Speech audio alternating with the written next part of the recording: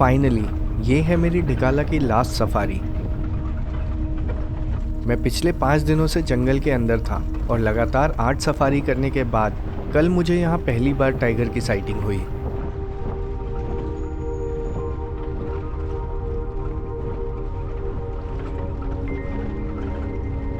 Dhikala campus से एक छोटा सा चक्कर मार के मैं अभी आ गया हूँ ढिकाला के ग्रासलैंड के पास।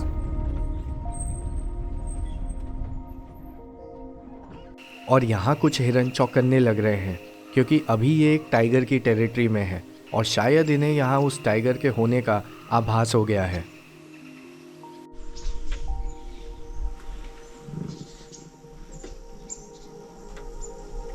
ये जगह कैंपस के ठीक बाहर है और इसी जगह से एक मेल टाइगर को बहुत बार आते जाते देखा जाता है।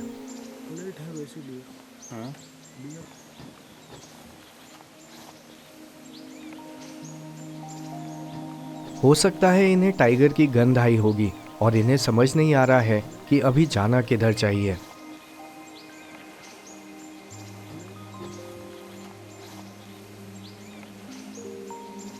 यहाँ घास अभी बहुत लंबे हैं तो बाघ को सीधा देख पाना संभव नहीं है और यही लंबे घास बाघों के घात लगाने के लिए अच्छी जगह होती है और घास में छुपते हुए वो अपने शिकार के काफ़ी पास तक आ जाते हैं।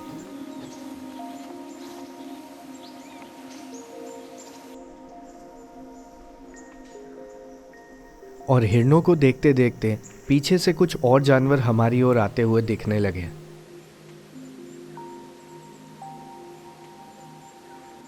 ये जंगली सूअर का एक परिवार है और अभी ये घास के मैदान की ओर ही आ रहे हैं।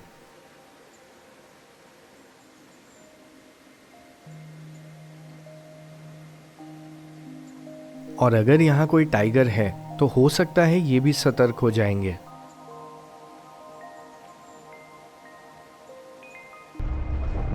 वहाँ तो कुछ खास नहीं हुआ, लेकिन पास से जाने वाली एक जिप्सी से पता चला कि आगे नदी के किनारे किसी टाइगर को देखा गया है।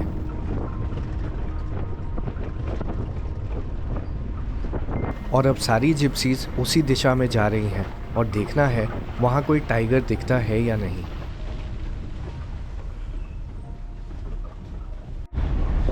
इन लोगों ने देख लिया।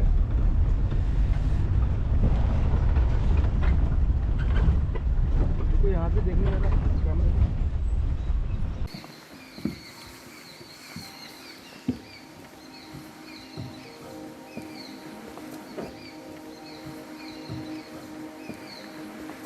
और थोड़े देर रुकने के बाद यहाँ एक टाइग्रेस अपने बच्चों के साथ जाती हुई दिख गई। इस टाइग्रेस को पेड़ वाली कहते हैं और इसके अभी 3 छोटे छोटे बच्चे हैं।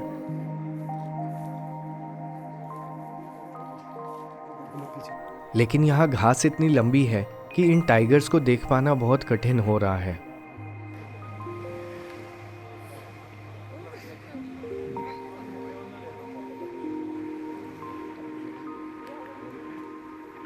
और घास में गायब होने के बाद अब हम सब उसके जाने के दिशा में वेट कर रहे हैं।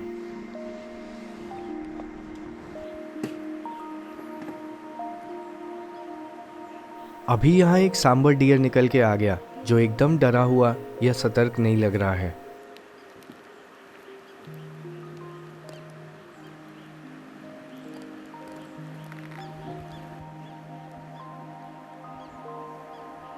अभी तक वो टाइग्रेस अपने बच्चों के साथ इधर नहीं आई और अब देखना है वो इधर आती भी है या नहीं।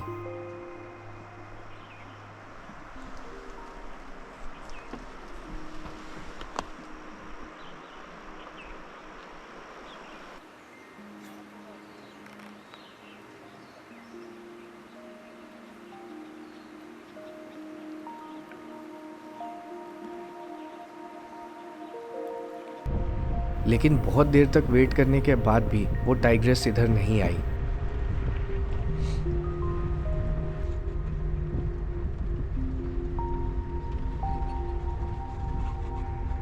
हो सकता है वो यही कहीं इन लंबे घास में बैठ गई होगी।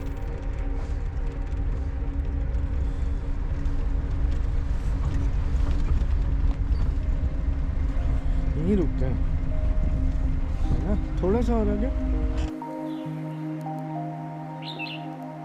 ये मेरी इस ट्रिप की लास्ट सफारी है और मुझे अब और जंगल नहीं घूमना, तो बस जितना समय सफारी का बचा है अब यहाँ वेट करते हुए बिताना है।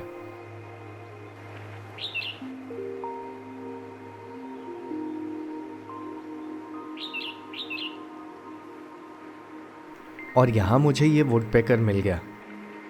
जिम कॉर्बेट ना केवल टाइगर सफारी के लिए बल्कि बर्ड फोटोग्राफी के लिए भी बहुत फेमस है, जहाँ हिमालय की तराई में रहने वाले अनेकों पक्षी देखने को मिल जाते हैं। यहाँ से क्रॉस कर सकती थी ना? तो पूरी सफारी में उस टाइग्रेस और उसके बच्चों का वेट करते करते मेरी ये लास्ट सफारी भी ओवर हो गई।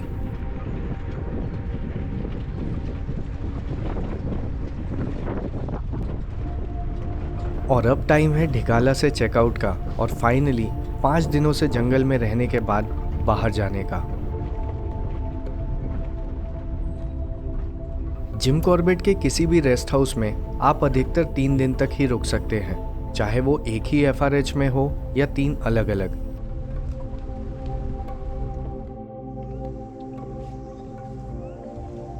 अपना सामान पैक करके अब टाइम है ढिकाला के इस फेमस कैंपस से बाहर जाने का।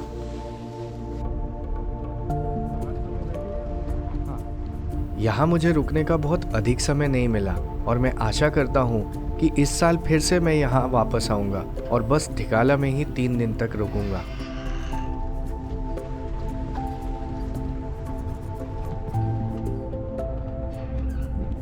वैसे तो ऑफिशियल सफारी ओवर हो चुकी है, लेकिन ढिकाला के जंगल से बाहर निकलने के 31 किलोमीटर का रास्ता अपने आप में एक सफारी जैसा ही है। बस आपको एक सीधे रास्ते पे चलना है और इधर उधर आप नहीं जा सकते हैं।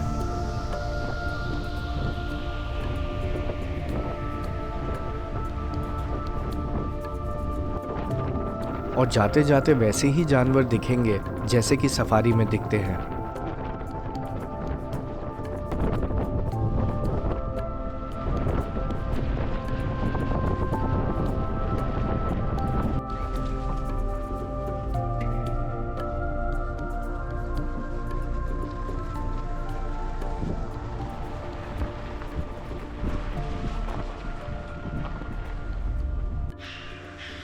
आगे चल के अचानक से हमें एक जानवर दिख गया जिसको सफारी में देख पाना इतना आसान नहीं है। ये है येलो थ्रोटेड मार्टिन, जिसकी साइटिंग टाइगर की साइटिंग से भी रेयर मानी जाती है। मेरे 5 दिन के जिम कॉर्बेट के ट्रिप में मैंने बस 2 बार ही टाइगर को देखा, लेकिन ये तीसरी बार मुझे ये दिख गए।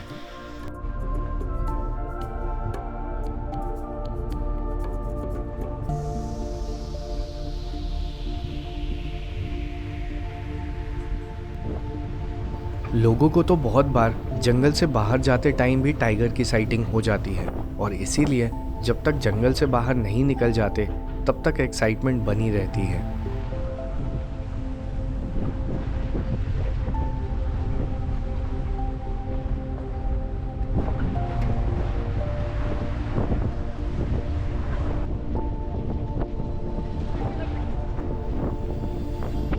और ये वही सुल्तान FRH है जहां मैं ढिकाला एंटर करने के बाद पहले दिन रुका था।